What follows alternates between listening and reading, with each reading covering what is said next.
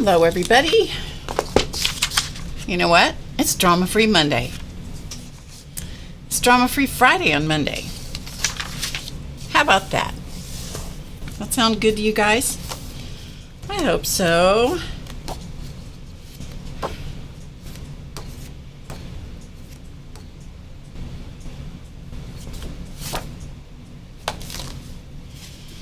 Hi, Jill.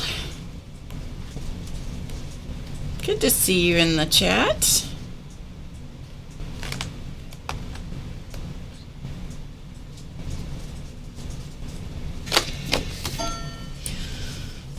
Hey, Tori. Hello, hello. I'm so glad you guys are here. Ooh. Oh, my goodness. There's some dirty glasses there. Dirty glasses. Oh, my goodness.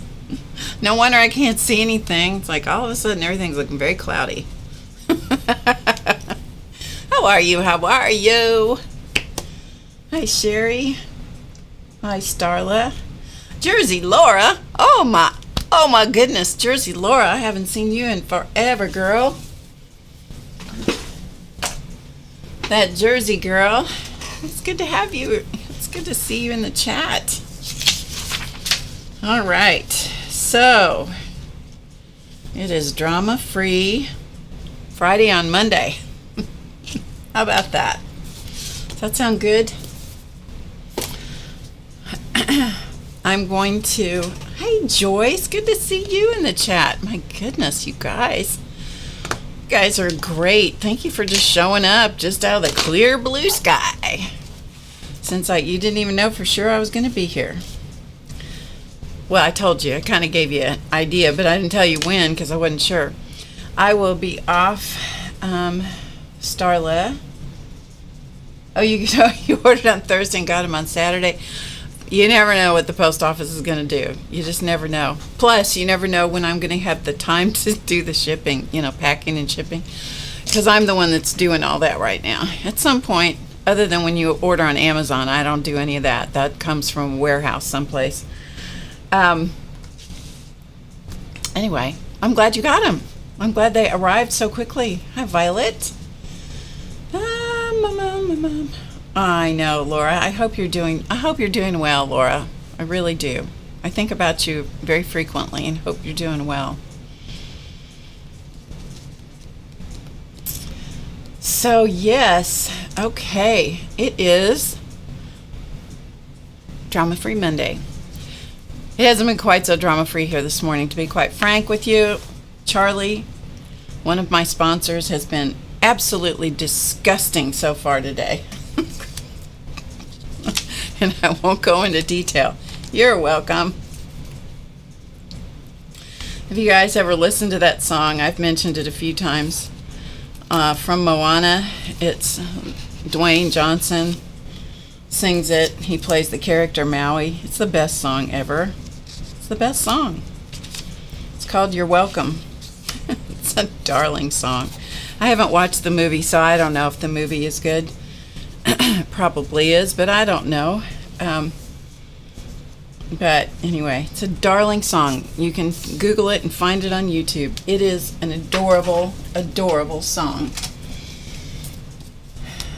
I listen to it. It's happy. It's catchy. I heard it first on a playlist. I have a friend that we're always saying thank you to each other because we're both very grateful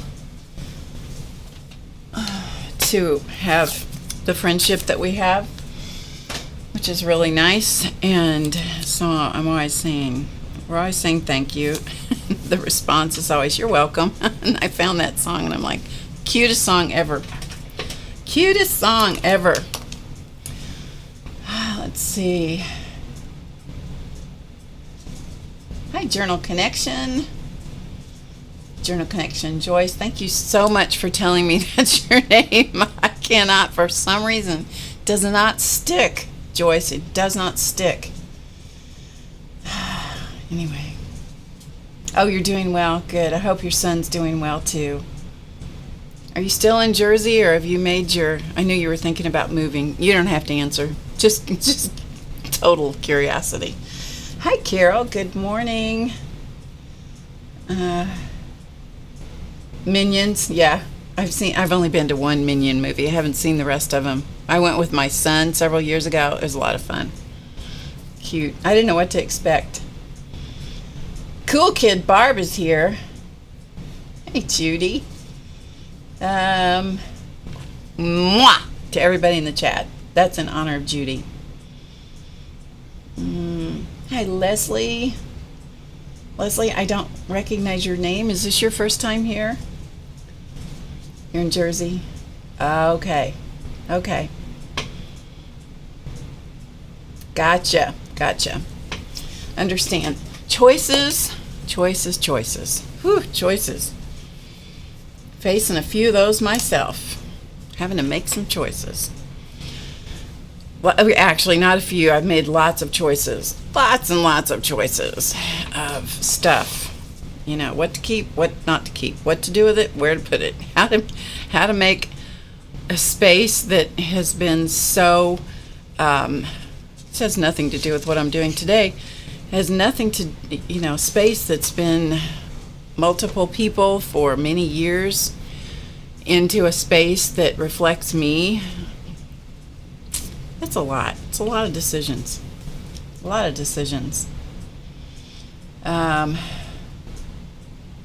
Oh, good, Jill. I'm so glad to hear that. Janet. Hello, Janet. Janet Nash is in the house. There are several people here who have YouTube channels. Janet Nash is one. Janet does a lot of lives on Monday, most Mondays. She also has been putting up some independent process videos, which are fun to watch. The Magical Touch Studio, which is Carol, she does a channel on broadcasts on the weekend, usually on Saturday morning, my time. And I don't know if I missed anybody else. I probably did. I know, Janet, right? Hi, Sherry. It is. But there's this thing. There is this thing within that says there's a part that I'm really scattered today because Charlie upset me. Oh, he is an old cat. He is an old man of the cat world. And bless his heart.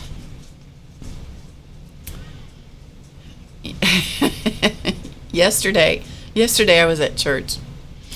And the minister he was a young minister, a high school minister, was filling in for the regular minister or having a chance to preach or whatever. Anyway, there was the scripture that he was talking about happened to be with, the reference was what comes in your mouth tends to, go right on out your body, which I've had plenty of experience with that.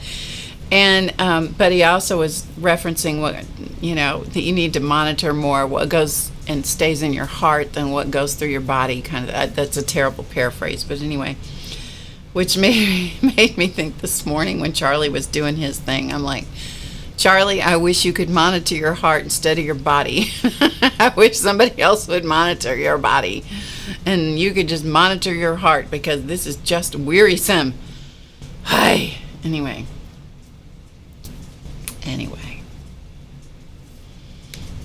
Oh, Jill has a channel. Wait a minute. So I don't have any moderators here at the moment, so I'm having to watch the chat. Maybe somebody will show up. If not, I will pick one of you to moderate for me because I tend to get busy paying attention to what I'm doing and need somebody in the chat to help out. Let's see. Acceptance and change is difficult. Man, that is so true. Yeah, so there is this part of me that wants to just chop and get it all done, and that doesn't work very well. All right, can you guys hang on just a minute? I need to grab this phone call. I will be right back.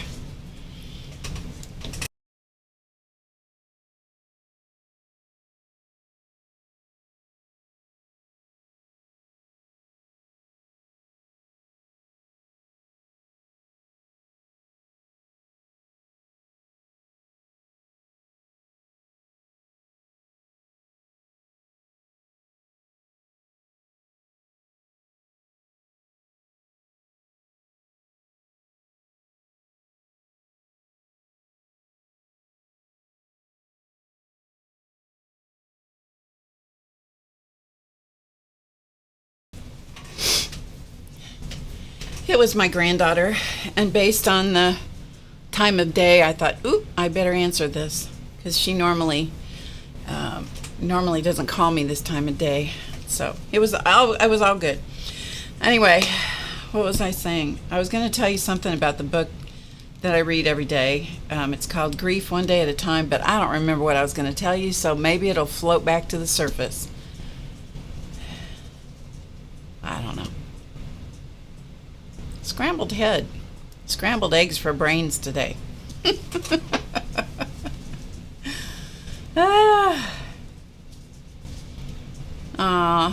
Hugs to you, Jill.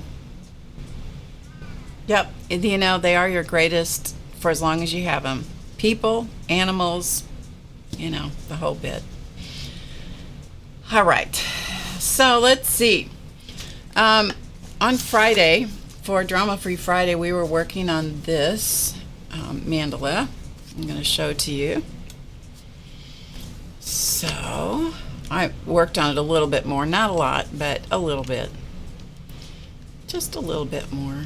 All right, so kind of ignore what's going on in the around it, because that's another thing. Anyway, I've worked on this one a little bit more. This is using symbols, the symbols that we cut from the designs from the deck book, which comes with the mandala cards. So these are the symbols that I sprayed with ink, and so here's some that I've cut out that I'm thinking about incorporating into this mandala. I probably will, because this doesn't have enough, but anyway, I just thought I would show you kind of a little bit of the progress, which is not a lot different than what you saw before, but I added a little bit. I also cut the size down so that it would fit eventually.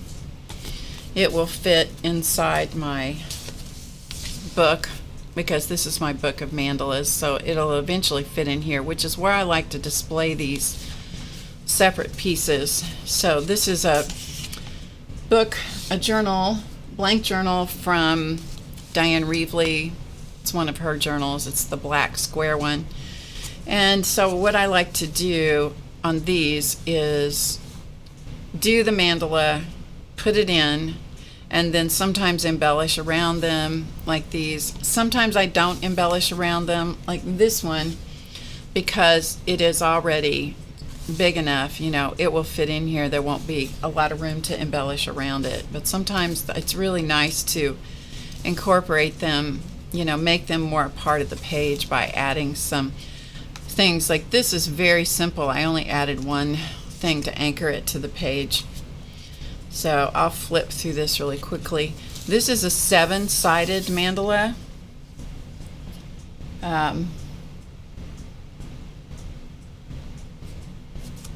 Sorry, I was looking to see what Janet said about. Hi, Kellyanne. Yeah, Aunt Beck, I think Janet's referring to the mandala that Becky did. Beautiful mandala she did on a canvas. Gorgeous. So this is a 7-sided, which is very challenging to do. This is a folding process. This is in the Mandala Madness course. I think that's where I did this. And it's a folding process with, you fold the paper, you use paint, you fold the paper, and you end up with the mandala. This is very cool the way it turned out, by the way. So these are all just various and sundry mandalas from various classes, courses. Some are just ones that I just did. This is the one that we were using as a kind of an inspiration for what I showed you on Friday. This one is drawn on a piece of super old text paper and then copied off, printed. I think I scanned it, or maybe I just copied it. I don't know. Anyway, these are copies that I then colored on top of. This is a copy of a canvas I did for my son. So that's just a color image of the canvas I did for him. This was another one from Beyond Mandala Madness, which is still in process. I'm still trying to get that. Anyway, I'm done making excuses. I'm done making excuses. These are alcohol ink. This technique is showed in the bonus class, or the mini course for the cards, how to do this, and so forth and so on. This is alcohol ink. These are alcohol ink, most of those. This was from Beyond Mandala Madness. So is this. Sometimes I don't glue them in, which I really should, because they get bunged up on the edge. This one's done on music paper.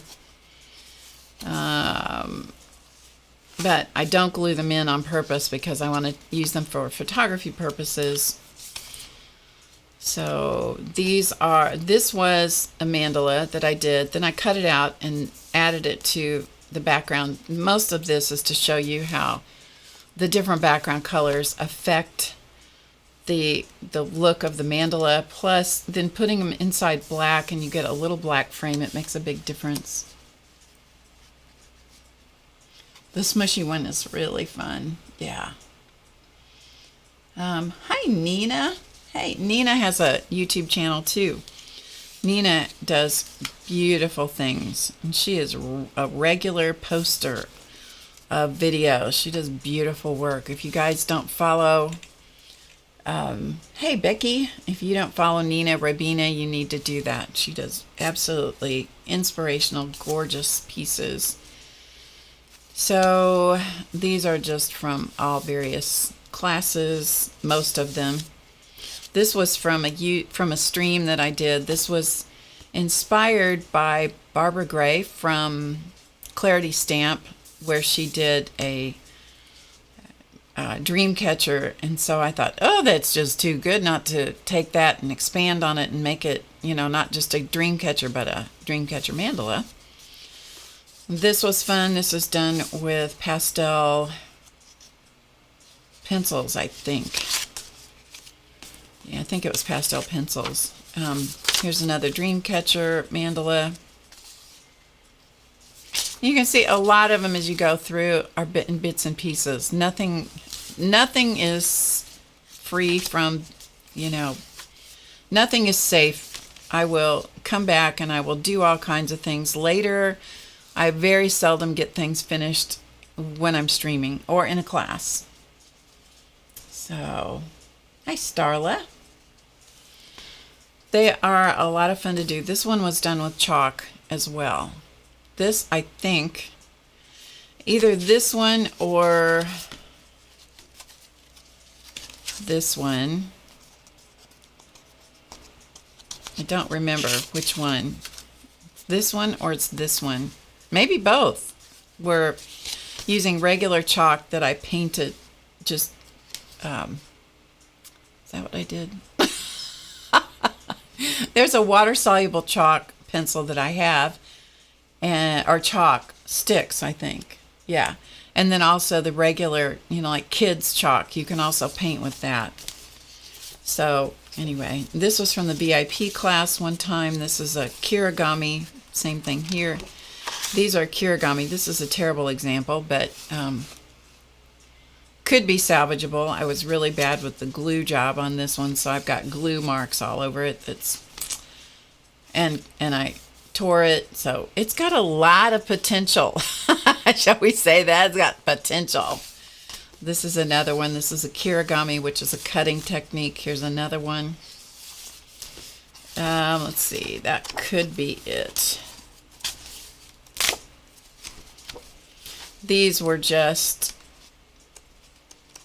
yeah, this is just a wipe-off page, test page for something that I was sampling. This was for a class that I did at a store using jelly plate, the small jelly plates.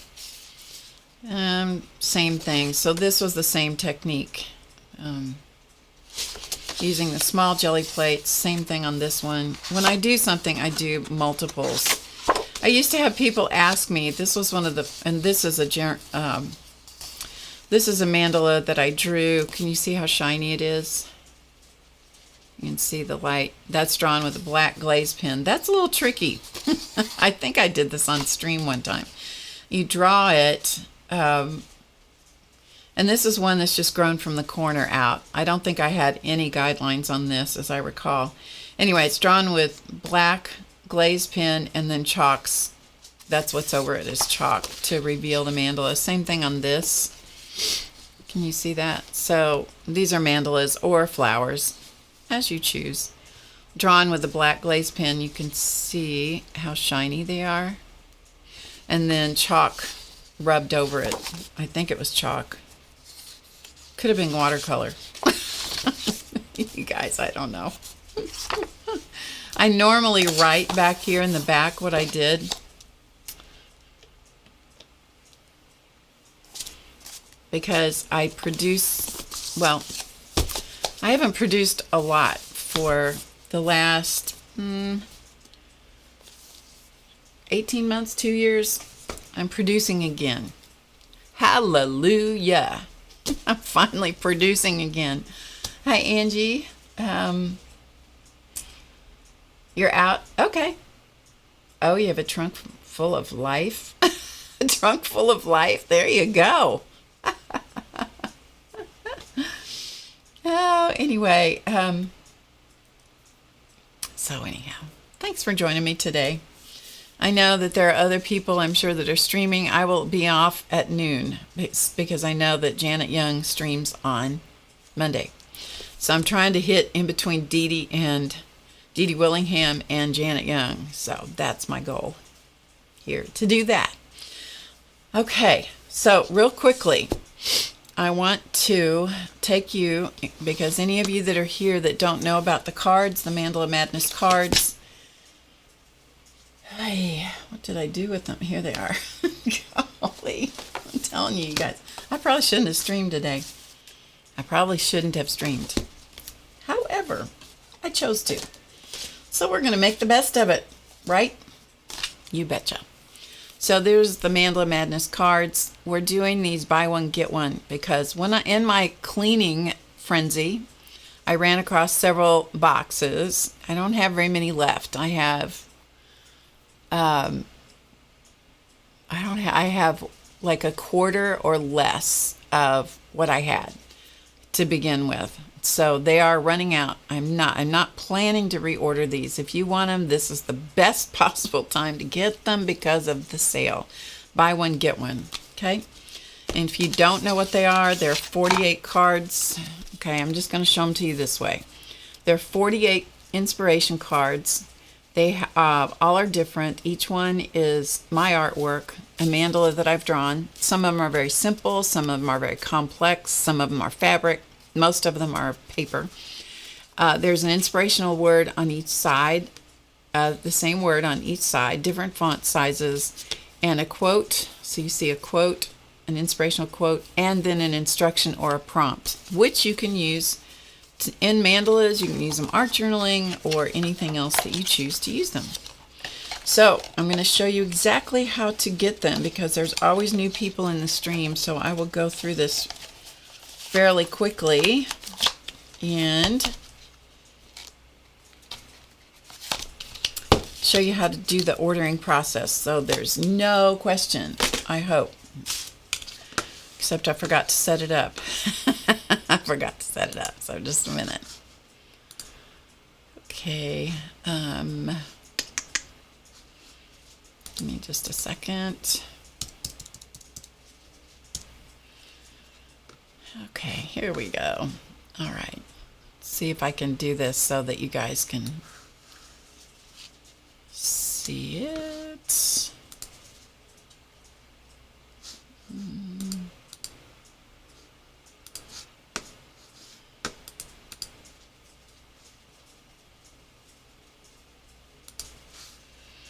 All right.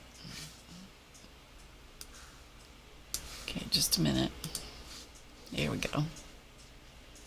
Sorry, I know I'm making this look really clumsy at the moment, but oh well, it is what it is, folks. It is what it is today, because I forgot to set this part up before the stream. Oh, man. Charlie did it to me. It's Charlie's fault. We're going to blame him, okay? We're going to blame Charlie because he exploded this morning. Bless his heart. Bless his little pea-picking heart. All right, let's see if this works.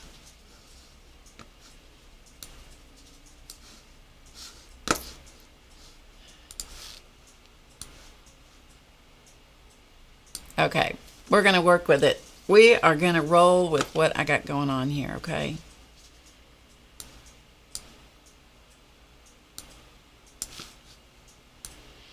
If Race were here, he would be having an absolute, I hope he's not here, because he'd be having an absolute cow that I'm monkeying around with this, trying to set this up while it's live with you guys. He would just collapse.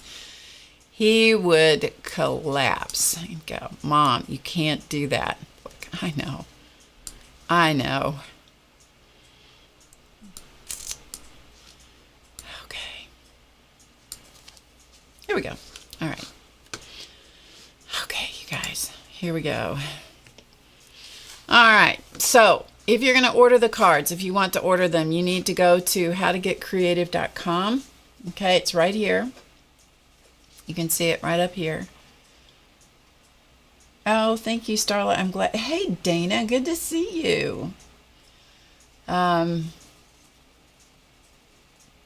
so glad you're here, Dana. So good to see you in the chat. So you need to go to HowToGetCreative.com. Okay, right here. When you hover over the Shop tab up here in the menu bar, or in the menu on the website, you'll see that various things drop down. Okay. So there are various things that drop down if there is additional stuff that's in that category. And so you see right here under Shop, Gift Shop is what drops down along with other things. But you can just come to Gift Shop and click that. All right, then here's where you're going to see the various things that we have to offer. And this is the one you want to deal with. This is the one you want to click on. If you want to see the details about the cards, then hover over it and click Product Details. Okay? If not, then what you want to do is if you want to just go straight to ordering, then you click on Add to Cart. All right? So you can do either one of those things. If you click on Product Details, it's going to take you to the page that's all about the cards. So everything on this page is just about the cards. Okay, so there's an almost 13-minute video that tells you about them, and you have chances all the way through this page to click on Add to Cart. So you don't have to scroll back to the top unless you want to. So it tells you specifically about the cards, tells you about why we have the word on there. Gives you a reference for the size. So the size is 3.5 by 5 3/4. This is a regular size deck of cards. This is a regular iPhone. So you can see, how they relate in size. They're nice big cards. So on the back or the reverse side of the card, you'll see there's a word, the quote, as I said, and a prompt or an instruction. You also get designs from the deck. That's what we're going to work on today. A design from the book, which is Designs from the Deck. This is an ebook that you can download and print out. And so the designs were created specifically from the Inspiration Cards deck in this book, this ebook. Here are the symbols that we used on Friday. And then you get a mini course that gives you even more ideas about how to use the cards. Okay? And then that is that. So to take advantage of the buy one, get one, what you have to do is right here, you have to put in 2. Okay? Make sure that you put in 2 decks of cards. You must do that. All right? And then add to cart. You have to put in the quantity of 2. Okay? And then it's going to put it in there like this. So you can see there's 2. Then you're going to come up here to view cart or checkout. You can do checkout over here, either one. Well, no, you want to view cart. Sorry, you want to view the cart. If you go straight to checkout, it's not good. All right, so here's your cart. You have 2 decks, $54. This is where you have to put in the coupon code. By BOGO, either small letters or big, doesn't matter. Put it in. Apply the coupon. It's just like any other coupon sale that you find anywhere online. It's just you got to follow it in order. Follow the trail. Follow the breadcrumbs. Okay? Then it's removed the cost of one deck, and it's got, this is your total. Then you proceed to check out, and it's going to take you through the shipping process. Okay? And filling out your information.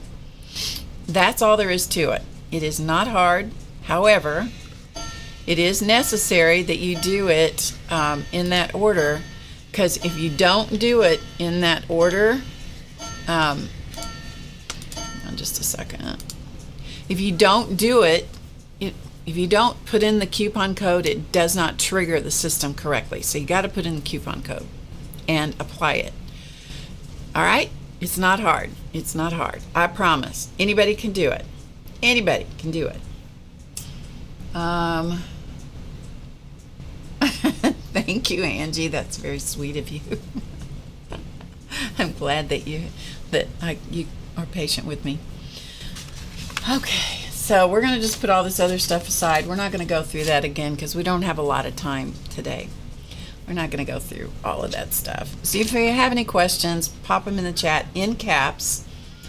And if you can always go to the website, HowToGetCreative.com, scroll all the way to the bottom, and there will be a Contact Us button, just like any other website. You can that will bring up a support ticket.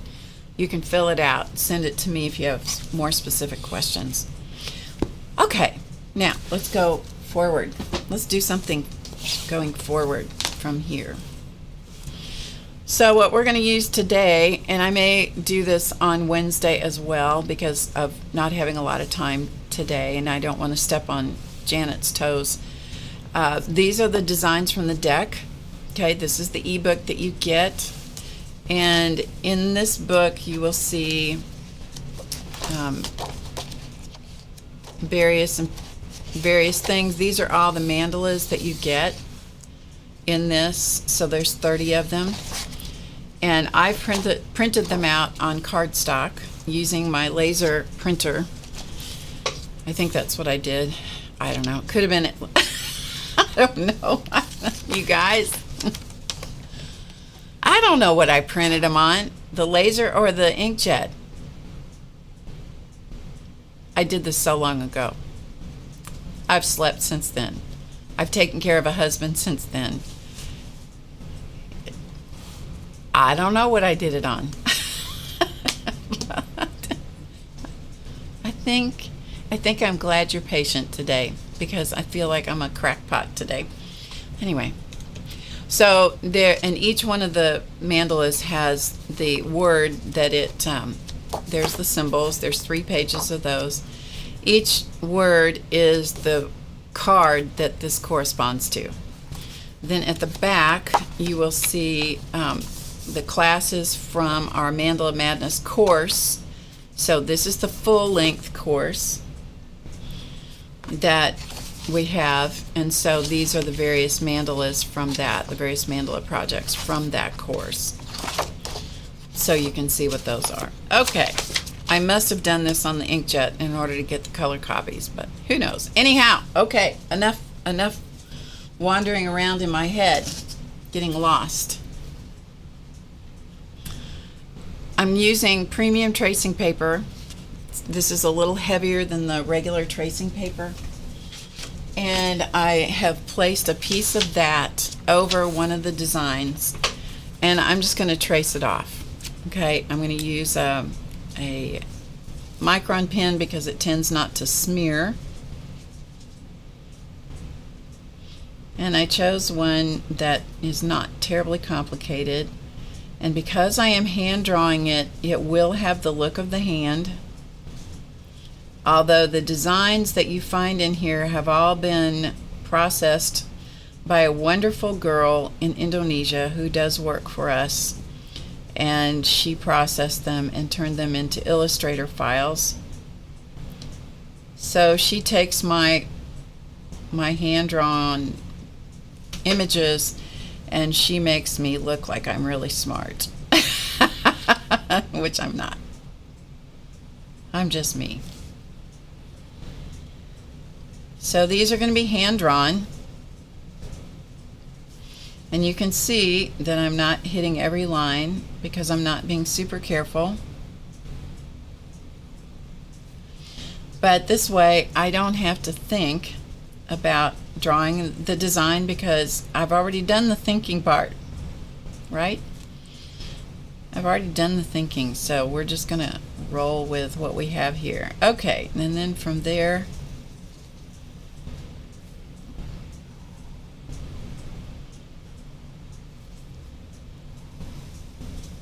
well, that was way off.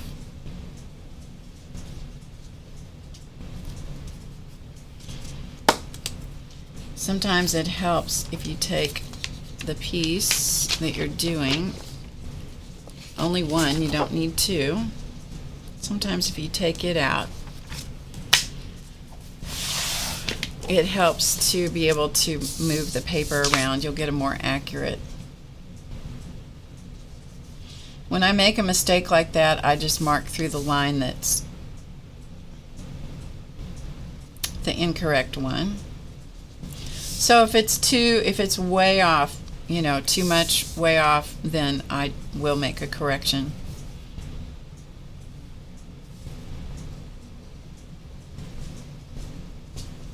If it's off a little bit, I'm not going to sweat it,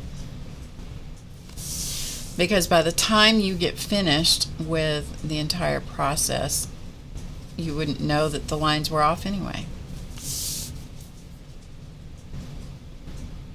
The micron pen does tend to dry. Oh, goodness. I did have some coffee this morning. Maybe that's part of the problem, you think?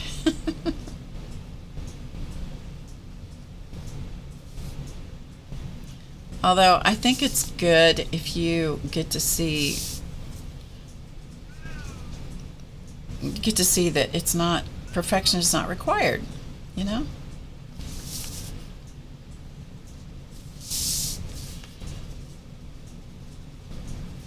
All right, now I have it drawn, transferred onto the tracing paper, so I'm going to just peel back my painter's tape that I used, and I'm going to peel it off my base pattern. If you have this in your computer with the ability to size things up and down, because they are Illustrator files, they will maintain their integrity. So if you have the ability to do that, you can, if you know what I'm talking about, you can size them, or you can use a copy machine. You can size them up and down. You can do a variety of things. All right, we're going to stick that back in the book, and I'll deal with that later. And then I'm going to use a piece of watercolor paper. Patsy Claremont says God loves using cracked pots. Well, it's a good thing. I do feel like a cracked pot today. I don't know. I had a good night's sleep last night. I don't know why I'm being goofy today. I'm using watercolor paper, Canson watercolor paper. It's 140 pounds, so it's a nice heavy weight of watercolor paper. I am not a watercolorist. I just play with watercolor. But I thought what we would do is we're going to stick this on here. I'm going to put it in the middle of the page and waste a bunch of paper. And that's okay, because I want to be able to cut this out either, and I don't know if I'm going to cut it out in a circle or if I'm going to cut it out, around the edge. So I'm going to give myself plenty of room, okay? Plenty of room. Then I'm going to use graphite paper.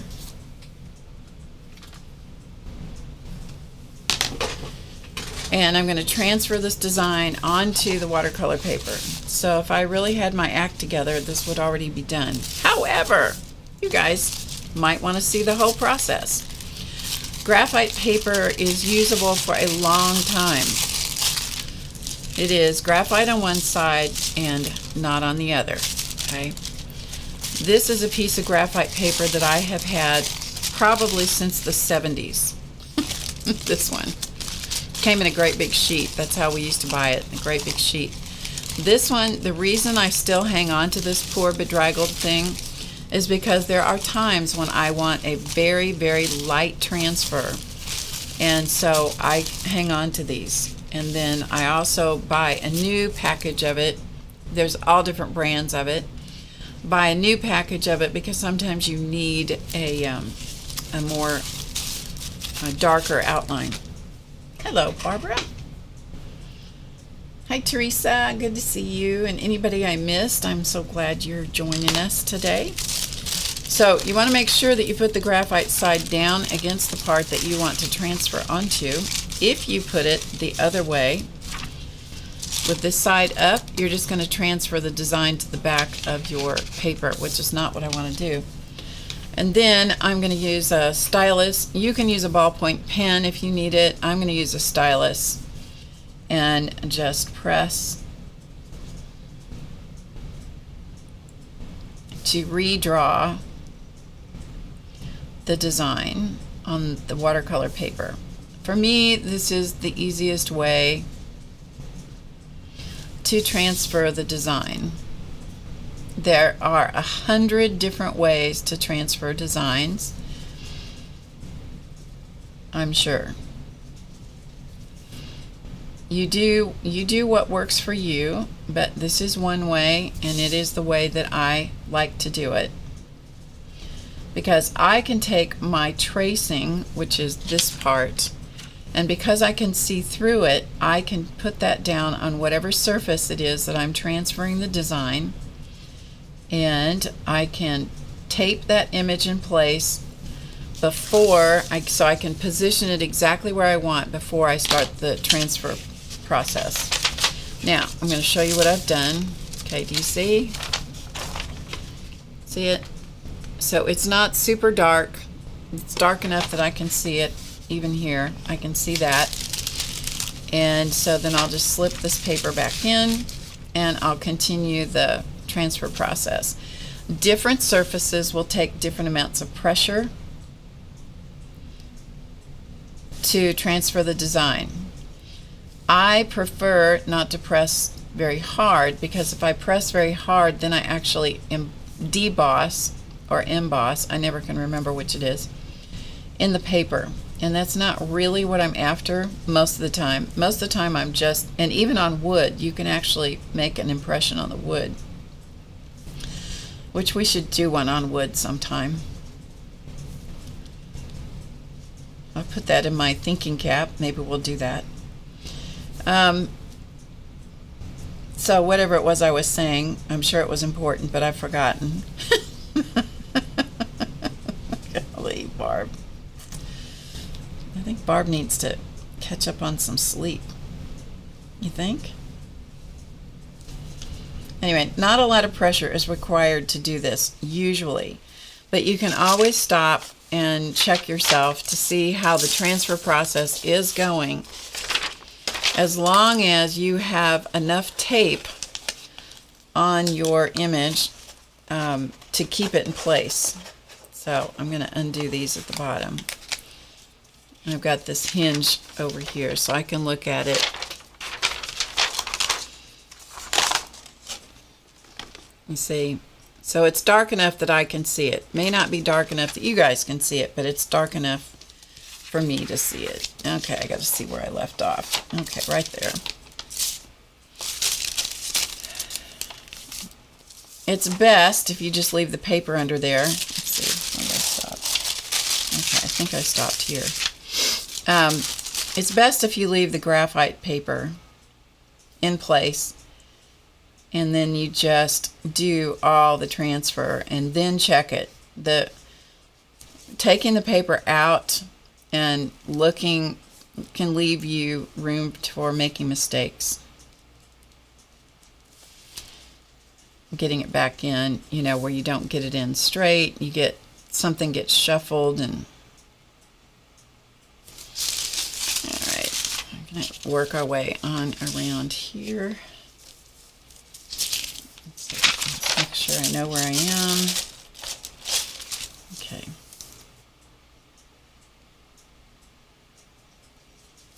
And taking your time when you're doing this step is very helpful.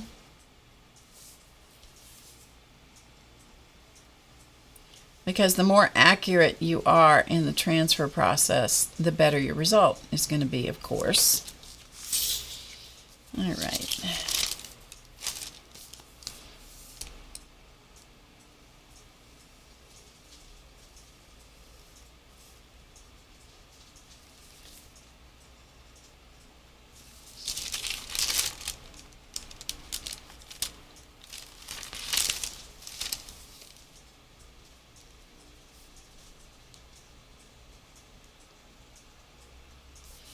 And it's good not to do double lines, but sometimes I do, because when I use the stylus, I can't always keep track of where I am. If you use a ballpoint pen, or a different color pen than what you're doing here to do your transfer, you'll be able to see it easily.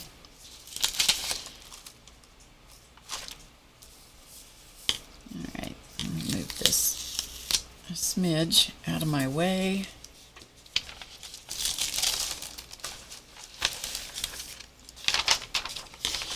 Or not.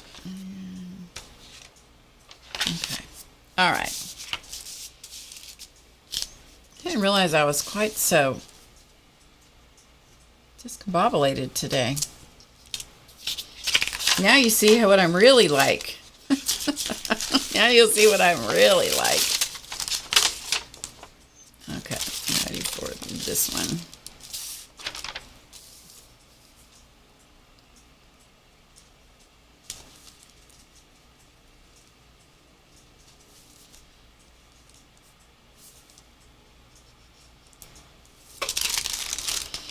I think sometimes it's good if you just get to see a process beginning to end, you know, how to transfer a pattern, how to transfer a design. If that's the only thing you get to see today that you haven't seen before, or given you a different idea,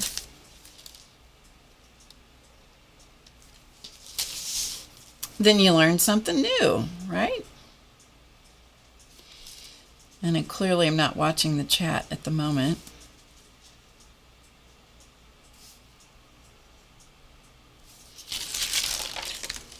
Because I'm trying to keep my wits about me, which is apparently a great challenge here today. All right, I think we got it. All right, at this point I'm going to take out my transfer paper, graphite paper. I'm going to leave those hinges on there, those hinge tapes. Then I'm going to release the two bottom ones here, just because these should hold it in place. And then I'm going to look at it and just give it a good look to see, in fact, that I think I got the whole thing. I think I got the whole thing on here. Okay, at that point I'm going to take it off. Risky business. Hey, CB.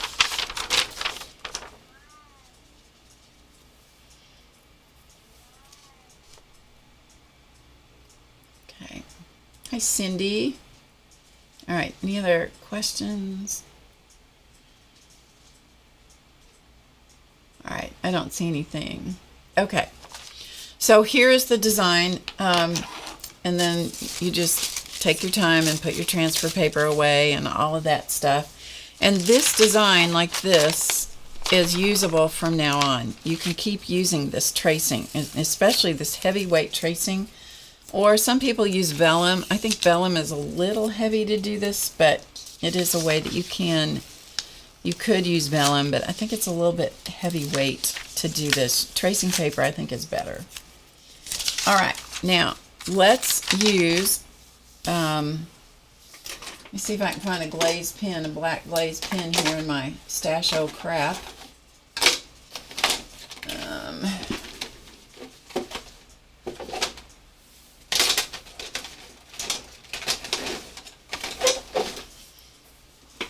Give me just a second. I need to find a black glazed pen. I don't think I have one.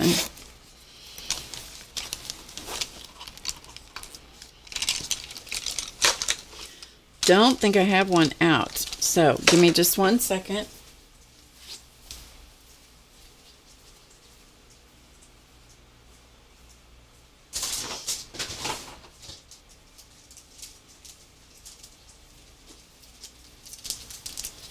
I have one someplace, but I don't know where, so we'll crack out a new one But first,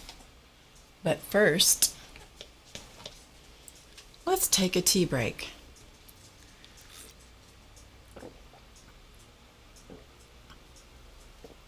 All right. Bengal spice tea. All right. So we have the design transferred. So this is a Jelly Roll glaze pen. You can buy these by the box, or you can buy them in a 2-pack. They also come in an assortment pack of colors, and I have them here somewhere. This is a brand new one because it has a little plastic tip protector. Glaze pens do tend to stop up, so if you crack open a glaze pen, it's a good idea to use it. It's also a good idea to test them, okay? And you kind of want to go slowly. It does give you a line that has some thickness to it. It will dry. It is not an instant dry, but it dries shiny. I don't know if you're going to be able to see it on this paper. It dries shiny, but it takes a minute. So you got to watch that you don't get your hand in it. Okay. All right. Are you guys just watching? I'm going to test the chat because I'm not sure.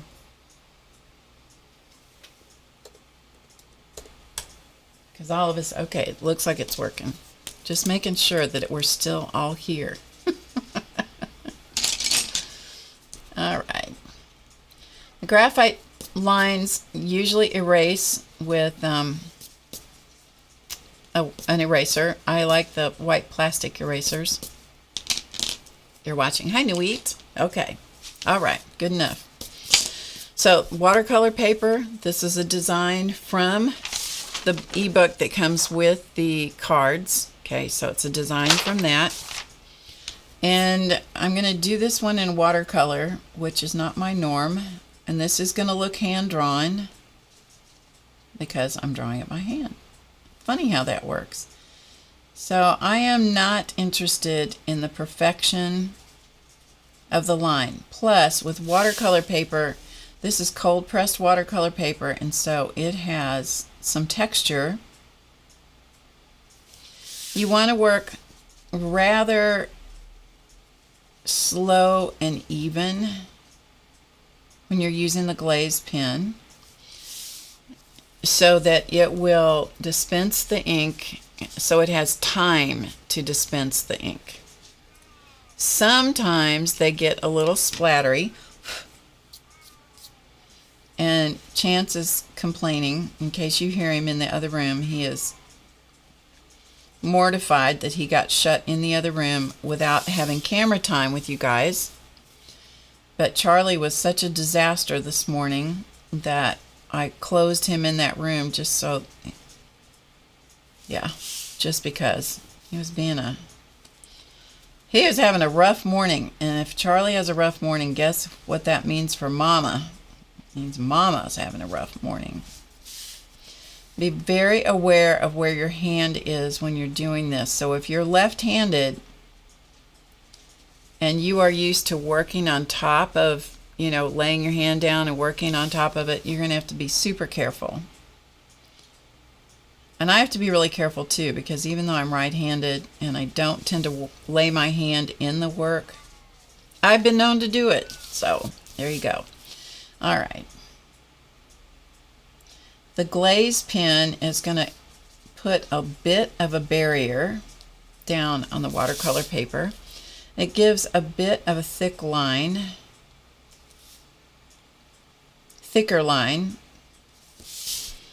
and I like that.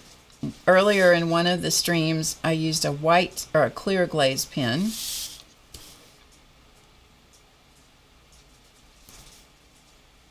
I'll show you that in just a second. Let me get this round done. That'll give me a chance to let this dry.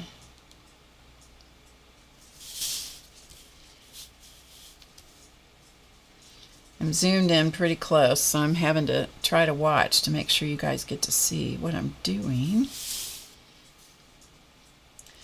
Noe has a YouTube channel also. I missed a line here, so we're going to make it up. So I don't know if I missed anybody else coming in who had YouTube channels. I was trying to shout you out as you came in when I saw your name.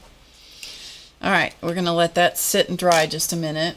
This one that we did last week, this is done with the clear glaze pen. So what appears to be white in the background, the outlines of things, that's actually the clear glaze pen, and then washed over with watercolor to reveal the lines. So that's a clear glaze pen used on that. So it acts as a resist in this process. Okay. Okay, Becky, no problem. No problem.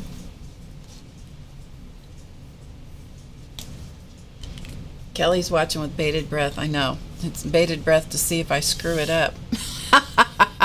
I understand. Okay, so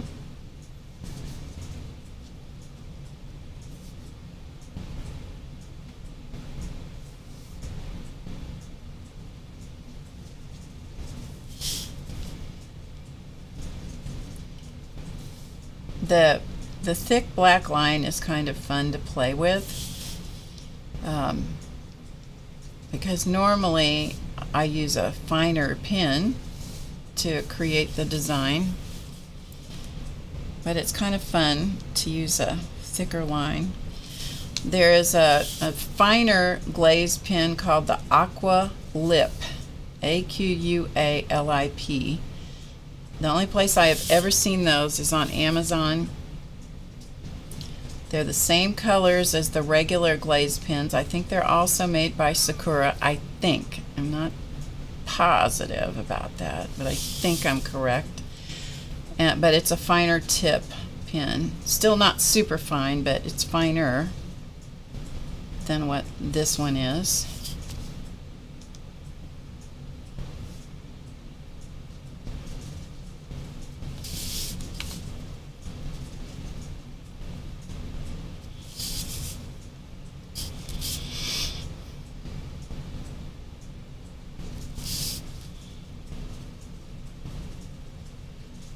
If you don't get anything else out of this particular stream, maybe this would be worth watching.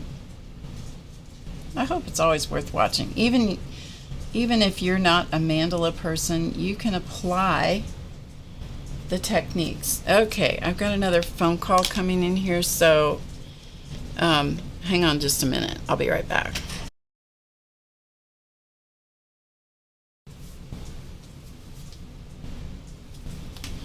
Hello.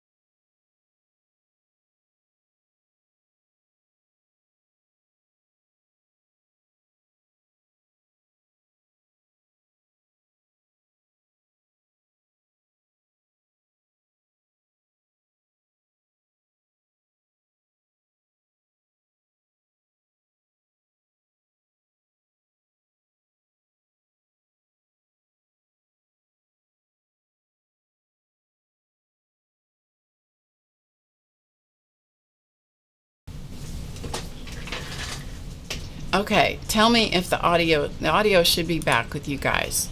Are we back? You can hear me? Somebody let me know. Make sure that the audio is back, because hopefully I muted it. Okay, thank you, Gail. Hi, Gail, by the way. Okay, let's go back to this. We're almost finished here.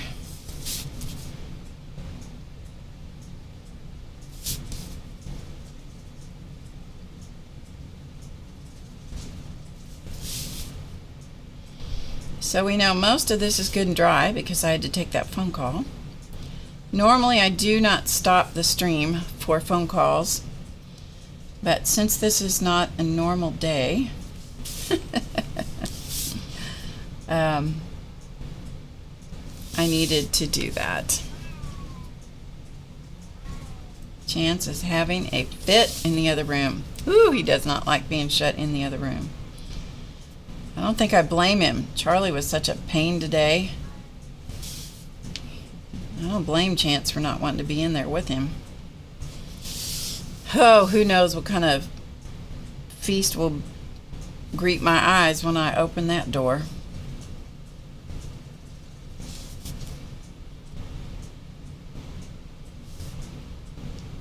Sometimes the sponsors are a challenge.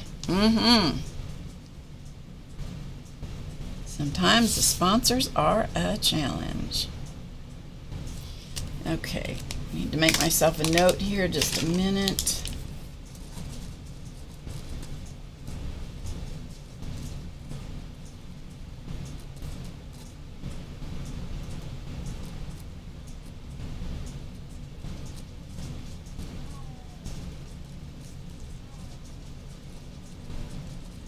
Okay.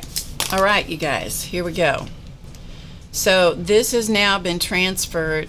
The design, we took it straight from the Designs from the Deck book. Okay, I'm just going to review this so that anybody that's just popping in knows what in the world I did. This is the free ebook that comes with the purchase of a deck of cards. All right, we took the design from this. This is the effortless card.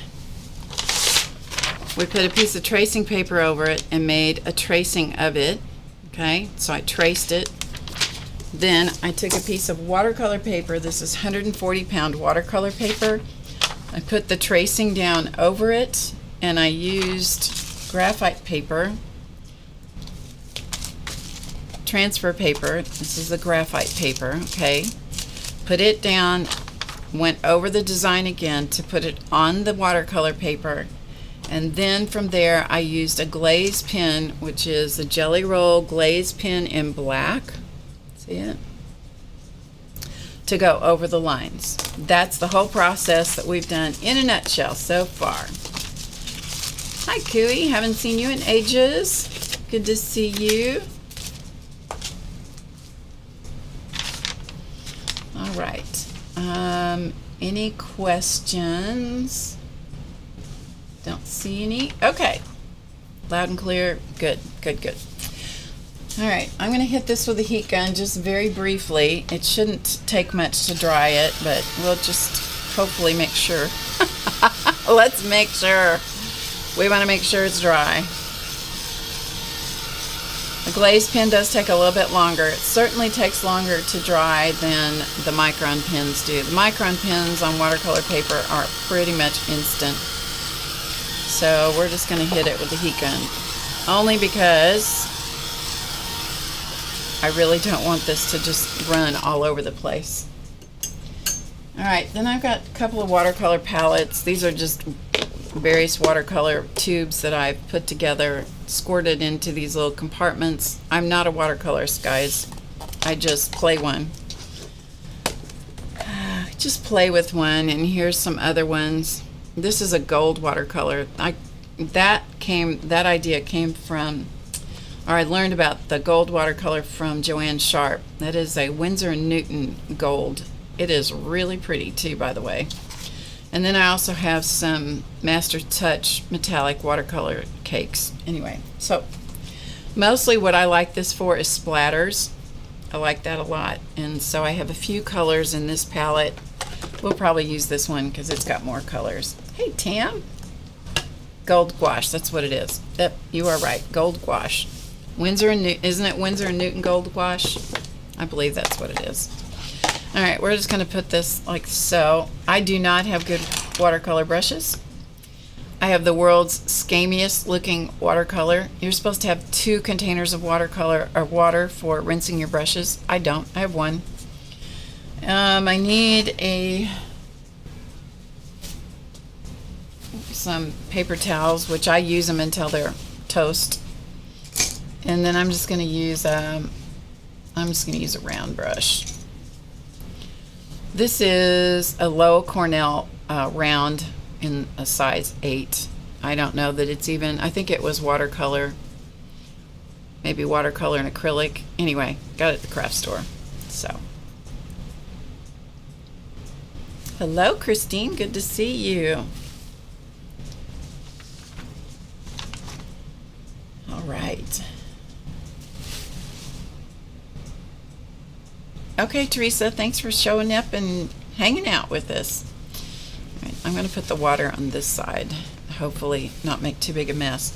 At this point, I'm just going to just randomly paint. I don't know what I'm going to pick up, what colors I'm going to pick up. I don't pay too much attention to the rules when it comes to watercolor because I'm no good at that. I'm no good at that at all. So I'm just going to pick up some color. And I'm going to start in the middle. And theoretically, I got a little too much water here. Theoretically, the glaze pen will act like a bit of a barrier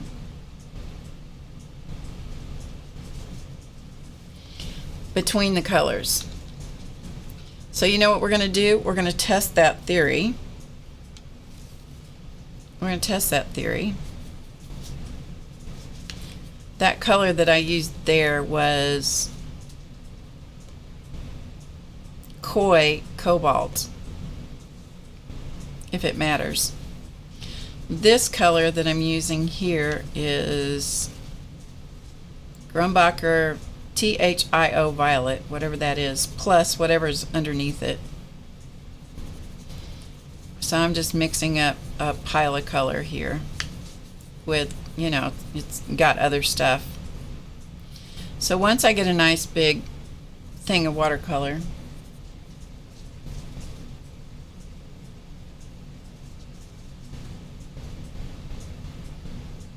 then I'm gonna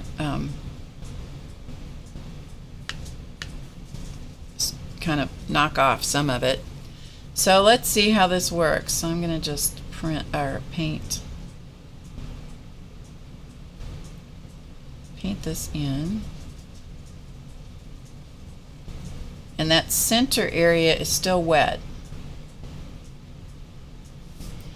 So we're going to find out whether it jumps the barrier of the glaze pen. Doesn't look like it is going to jump it, so, and by jump it I mean it would go in and then it would all of a sudden infiltrate the color, which is not a bad thing. It's just maybe not what you want it to do, you know. Maybe you want to keep the colors nice and clear.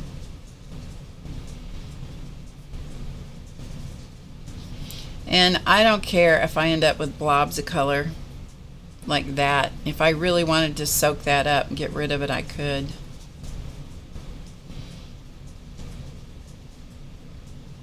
If it makes a nice big, whatever they call that, you know, where it kind of leaves an edge, I'm pretty much okay with that, you know. You can only mess with watercolor just so long, and then it goes, nope, you touched it one too many times, and that is not good. I'm trying, my intention is to get right up to the edges of the lines to fill in all the white the white areas, but that may or may not happen. And with real watercolor people, they like to leave those white highlights and stuff. You know, I don't do that. I just like fill it in. Because this is the point of this is to get the base layer, an even base layer of color. I don't care if there is some variety in the shade. You know, some of them can be lighter, some of them could be darker. Around the mandala, I like the variety, I like the variation, and I often start with a base layer of random paint underneath it. When I draw a mandala, it's a little hard for people to see when I do that, and so in this case I thought we'll start with a fresh white piece of paper and see how that goes for people. I get, you know, I have a short attention span, and I get bored doing the same thing over and over and over. And that's one of the things I love about mandalas, because there's always a new art supply. There's always a new, somehow, there's always a new mandala inside of me. Even when I think, oh, nope, not this time. I know this time it's just going to be the same thing that I've done before. And shockingly, there seems to always be a new one. And it's a real kick for me to just watch it happen. I am not in charge of this process. I can act like I'm in charge of it. I can tell you guys, oh yeah, this is what you do and this is how you do it. But in the final stages of doing these mandalas, they just happen. Hello, Purple Nana. Linda's here. I don't see Linda. Where's Linda? Which one's Linda? Purple Nana's Linda. Yeah, there's always a new mandala inside. You know how that is, Janet. You know how that is. Okay, let's go to the next one, and let's see, what shall we do? This is going to be a colorful mandala. Let's do green the next round. Let's use green. This is koi yellow green with whatever else is on the palette mixed in with it. Okay, so we're just going to mix, that's this one, this yellow green that I'm doing here, but there's some other stuff out here on the palette. Okay, let's come over here. This should be dry-ish.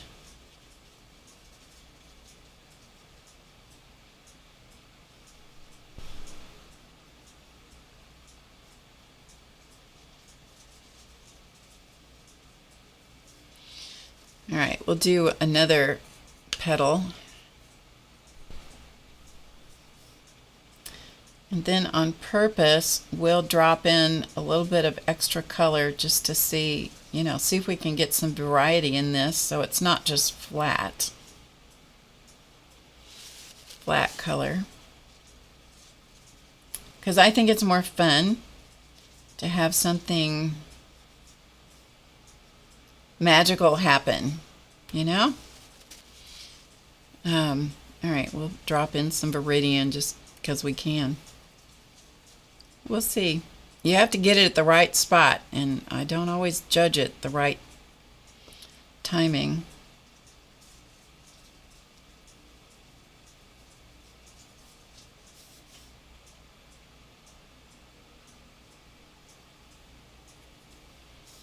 One of the things, I probably have said this before, but I don't remember.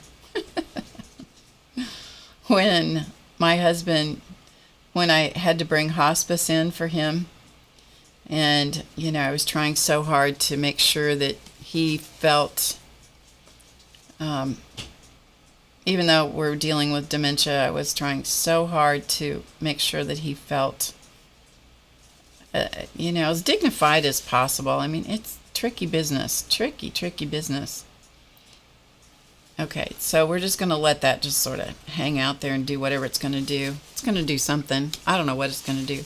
Anyway, we'll let that do this while I tell you this. I may have, like I said, I may have told you this before. Forgive me because I don't know. I brought a hospice in, and it was the stealth operation here because he was in a different part of my house. I was having to move him into the studio here. And the bedroom, this used to be a bedroom, turned into a sewing room. Then I had to turn it back into a bedroom / sewing room because I couldn't take everything out because I didn't have any place to put everything that was in there. Anyway, that was where this room back here is where we brought in the hospital bed and all the equipment and stuff. And I still kept part of the studio space out here over in a different area. It's like a little living room sort of thing. So grateful I had this space. So grateful I had this space to be able to care for him because the rest of my house is a split foyer. Lots of steps. Anyway, the day that it was a stealth operation, I had somebody with him in a different part of the house, and I was going like crazy, but very quietly moving things so that he wouldn't be aware of what I was doing and then be curious and want to be part of the process. Because I wanted to keep it just as comfortable as I could. And so anyway, the night that we had the hospital bed, I mean, it was a brain damaging, and I know some people find that very offensive, and I don't mean to be offensive, it's just the fact as it was. It was a very brain damaging time in my, maybe I should say thought damaging time, of trying to manage all this and manage him, make sure everything was at. Anyway, that night, everything was set up. And I'm telling him, I'm cueing him, getting him prepared that night for the fact that he's going to sleep in a different place and he's going to sleep in a different bed and he's going to, everything's going to be different. And so I'm telling him about all this magic stuff because I'm trying to, how do you sell this to somebody, And so I said, oh, it's going to be really wonderful because, everything's going to be so magical. And so he bought it, hook, line, and sinker. And I brought him in. I got him tucked in bed for the first night in a hospital bed. So this is a huge change for everybody because he'd gone from a queen-size bed, which he really didn't recognize, but that's what it was, into a hospital bed that had side rails and stuff, because that's the place where we were. And so I moved him in here. And plus, we'd been flooded with people and nurses and all these people coming and going because that's the nature of hospice when you start the process. And that night after, there was nobody here but us. And so, I was tucking him in bed and he said, "Where did you get all this stuff and all these people?" And I looked at him and I said, "You know I'm magic." And he goes, "Oh yeah, you are." And that was the end of it. There was no more questions. There was no more anything. It was just, it was the way it was and he accepted it. So watercolor, weird transition as that is, watercolor is pretty magical, So you can't always predict when you're dealing with, unpredictable things, whether it's life or watercolor. You just can't always predict how things are going to go. You know what I mean? So I got to watch my time here. Yeah, so watch the magic. Allow the magic to happen. Whether it's in your life, which we know it's not magic, but sometimes it's good to, pretending is good, people. Pretending is good. Sometimes that's what you got to do in order to keep yourself from losing it. You don't want to lose yourself. You just got to pretend sometimes. Pretending is using your imagination, especially in difficult life circumstances, it's a good thing to do. It's a good thing to do. Okay, so we've kind of got that going on. So let's use some more of this. That kind of seemed to work, dropping some of that Viridian in there. Whoops, got the wrong color. Oh well. Oops, oh well. Who is it that says that? I can't remember. Okay, a little bit of color. Let's drop some of this in here. But I will never forget him saying that to me. Where did you get all these people and this stuff? You know, I was prepared for him to go, I don't want to sleep in this bed. I want to go to my bed. You know, I was prepared for all that. What I wasn't prepared for was his total surprise at the whole thing. And then he just took it at face value, hook, line, and sinker. It's like, oh yeah, that's right. You're magic. Like, okay. Well, that was easier than I thought it was going to be. Hello, Dar. Life is unpredictable. You just got to roll with the punches. Roll with the punches. All right, I'm just sort of tapping between these two colors because, you know. Why? I don't really know. I'm just sort of doing it. Like I said, I'm not a watercolorist. I just play at it. All right, so we'll let those dry. We'll just turn it this way. Hi, Shu. Stress does do bad things to the brain, Gail. I just saw your comment up there. It does. I mean, it does bad physical things, but it does bad mental things to you.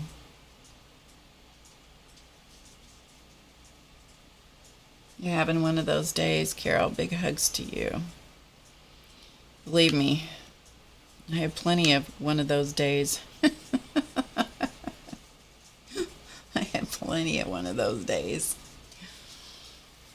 One of the great parts about groups like this online is that you are surrounded by lots of people, and in the lots of people there's going to be somebody somewhere that's going to relate, usually, to whatever it is that you are experiencing. At least that is what I have found to be true. Back when I was taking care of my mom and my dad, particularly my mom, that was in the days that Facebook didn't exist. I know. Can you imagine a world without Facebook? Which I personally don't use Facebook, other than the How to Get Creative is on an automatic thing and it posts out various things, but I don't go on Facebook personally. It is not my drug of choice, so to speak. But there was a time when there was no Facebook, and this was back when I was taking care of my parents, particularly my mother. But what we had back then, and video didn't exist, YouTube didn't exist. I know, I'm that old, people, that video did not exist. Actually, I remember a world when there was no internet. Yeah. You can't even imagine that now, can you? But it's true. I remember when the internet came in, I didn't even know what it was. I'm trying to get my son to explain it to me because he's dragging me kicking and screaming onto the internet, and I am absolutely dead certain that I do not need whatever this thing is that he can't really explain to me. I'm really sure I don't need it in my life. And he was not having it. It was in the days of dial-up, and he was not having it. He's like, you're going to be on. You're getting online. Well, I'm really glad he insisted, of course, now, because it is how I, it's a lot of my social interaction, but quite frankly, it is a lot of my physical survival. Depends on what I do. And I'm grateful for that. I'm grateful for the opportunity. I'm just super grateful. It's a lot of fun. You know, if you can have fun while you're surviving, hey, it's a win-win, you know? And anyway, back at the time when that was going on, you know, the internet was relatively new. I was a new caregiver and just trying to find connections and, you know, resources, because I couldn't leave. You know, I couldn't get away very much because my mom was living here at that point. So it's like, what do I do? How do I survive this? And then I found out about searching. I could search, and I searched for caregiving resources, and there was one that back at that time was a mailing list. So I had to join the mailing list, and then you could either get messages throughout the day, or you could get one big long email that came in at 11 o'clock at night my time. And so the 11 o'clock at night was a good time for me, because by then my mom was in bed, and I had somebody staying up here in her apartment with her every night, which was expensive, but she had the resources for me to be able to do that. And that way I got a break at night pretty much, and she was, had somebody with her, so I could sleep and she could feel safe, and it was good. And so at about 11 o'clock at night, then I would check my email, and I would read those messages from all those people. And I contributed, because when you're in that position of doing something that's difficult, one of those life things that's tough, I think you do have a responsibility, if you can, to share with other people. It's just a good thing to do. It's just a good thing to do. So you can benefit from each other's experiences, which I certainly did. And I'm telling you, that one email, and sometimes you'd scroll and scroll and scroll, it would be really long, because depending on how many people were on the group at that point, it became my literal lifeline to survival. And I know for a lot of people, the Facebook groups and some other groups and stuff online are kind of like that as well. But for me, back then, I'm telling you, that was such a lifeline, because it was a lifeline of connection. And a lot of times you'll find different chat situations. And a lot of times I think on YouTube, the chat becomes that for a lot of people, a point of connection and understanding and support. And even though you don't know each other in person, I mean, everybody thinks they know me because I'll put my face on camera and I talk about my life and I talk about all kinds of stuff. And so everybody feels like they know me, which is not exactly true, but it's a good illusion, right? And if I say something that I don't mean to say, well, it's too bad. It's out there for perpetuity from here on. And sometimes you just have to live with believe me, I've had to live with some of the things I've said. But point being that helping each other and chatting with each other and supporting each other, there's usually somebody in the chat that's going to understand. I have some relationship to what you are going through, and I think that's really a valuable part of this whole experience. So enough of that. We'll come back to this. Bye, Kellyanne. Have a good day. Thank you for joining us. So I'm just sort of tapping around here where these colors are kind of hanging out together, and I think I told you this too. I mean, I've done this long enough that I'm sure I'm repeating all of my stories at this point. There was my aunt. She was older than my dad by quite a bit, and my dad was born in 1911, so Lord knows when my aunt was born. She must have been early 1900s. And she was entering a recipe contest one time, and I don't know why I flashed on this, but anyway, she was entering. She thought she had the best meatloaf in the whole wide world, so she entered this recipe, and the language was really important. And so I remember, I have the recipe someplace, but she was combining milk and breadcrumbs, because that was a typical thing, and she let them associate happily together. It's just always cracked me up. So yes, her stuff associated happily together. So what that has to do, that's what watercolor's doing here. They're associating happily together, okay? So these colors are associating happily together.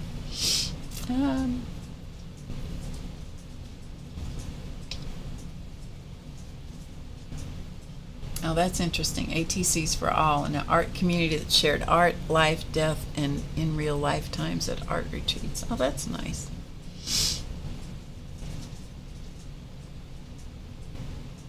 Oh, that's sweet, Sherry. Hi, Missy Lulu. Good to see you. I just saw your name in the chat. That dial-up sound, right? I know, Carol. That dial-up sound was obnoxious, wasn't it? Ugh. Obnoxious. All right, let's come around to this side and see if, because this is pretty wet up in here. But the blend is kind of nice, you know. It's kind of nice. This is going to be good. All right, so I've got about, I'm going to get off here in about 2 or 3 minutes because I know Janet's going to be coming on. Let's do one more, at least a little bit more of one round here. I'm going to combine these two yellows together. Because this one, whatever this Koi Yellow Deep, I must have something in my brush because it wasn't very pretty, so I'm just going to mix it up here. Maybe put in a little bit of, I think this is yellow, yeah, yellow ochre. Put a little yellow ochre in it. So I'm going to get off here very shortly. We'll do a couple of sections of this and then we'll call it. Then we'll call it good for today, and I'll be back on Wednesday, probably, I'm guessing about noon on Wednesday. Maybe 1, probably more like 1 on Wednesday. But I'll be back and we'll stream again, and maybe we'll work on this some more. Maybe I'll get the watercolor stuff done, the watercolor layer on this done, and then maybe we can go from there. I don't know. Or not. Or not. Whoops, that's not what I wanted to do. It was not at all what I wanted to do. Not at all. Yeah, that's why I try to work a section, work in a ring, and complete all the parts of one ring, rather than painting a section, you know, like painting a wedge. I try to do the entire ring. All right, let's drop in a little bit of color here just because, well, I don't know what it's going to do. I have no idea what it's going to do. Let's take some of this. That's going to be I think this is going to be a shocking color. I don't think we want that one. Let's try this one. I don't know if either one of these are going to work. Let's just drop a little bit of this in here.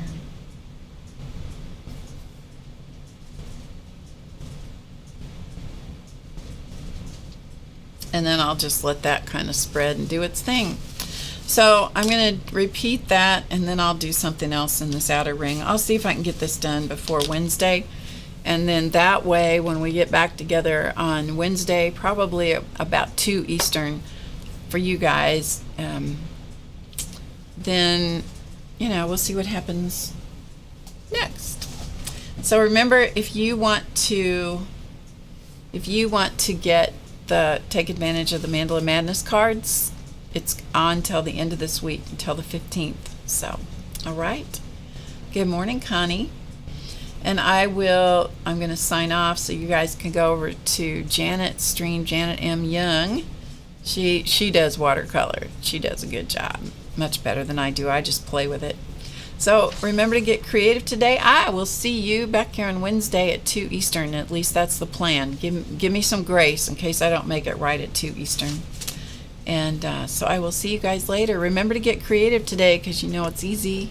I'll see you next time. Thank you all so much for being here. Bye for now.